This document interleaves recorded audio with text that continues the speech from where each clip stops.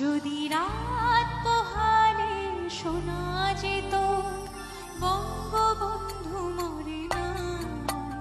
যদি রাত পোহালে শোনা যেত বঙ্গবন্ধু মরে নাই, যদি